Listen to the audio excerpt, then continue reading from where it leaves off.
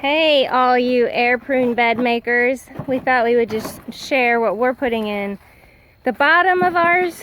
So we've tried a lot of different things, and I know a lot of you have as well, so we just thought we would share this, and then we can all continue to compare notes. So I'll link to one of the air prune beds that videos that I did before, but you can see we just put these underneath. So that's the cattle panels, and then there is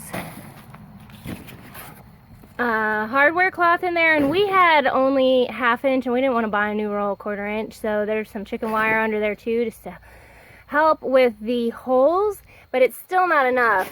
Our media is really loose.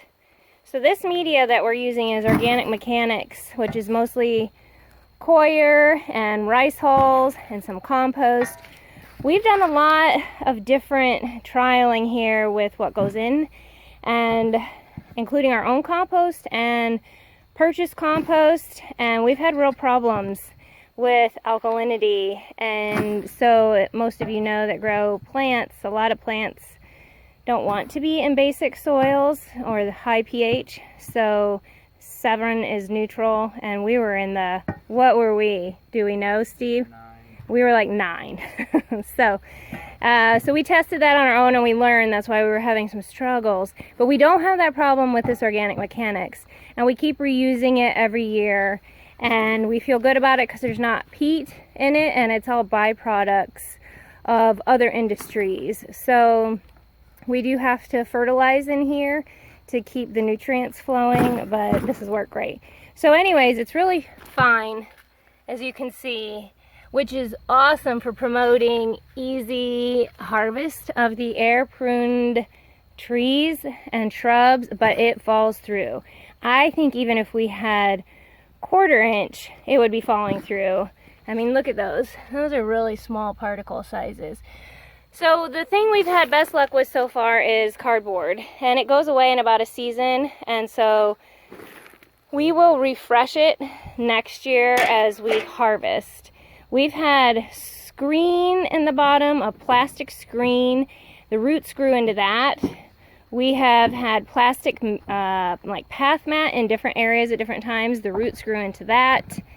And we've had wood chips in the bottom, and the roots grew into that. And we've had a lot of tearing, and so we don't want that. So we're going with this again. We've used cardboard before, and it seems like it works pretty well and is a resource that all of us have access to.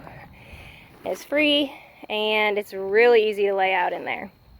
So we'll keep you posted on it, but we just wanted to contribute to what we're putting in the bottom to hold the media in that works well, that doesn't promote root tearing. And so we have these 3 bigger beds. I think we're going to add some height to them this year and make them a little bit more in line with this very first one that we did. So we'll keep you posted on the process, but boxes, right now, boxes are our friends. Here's what's under our air prune beds. So we have that 1/2 inch hardware cloth on the bottom of the boxes that I mentioned. And then these were our tabletops. We did a lot more pot growing for a while and got kind of frustrated with the roots that were produced in pots and just plastic in general. So we have transitioned these to be the base for these air prune beds. So I just wanted you to see what they are. It's 2x4s, and then pretty tough cattle panel, and they're stapled on there,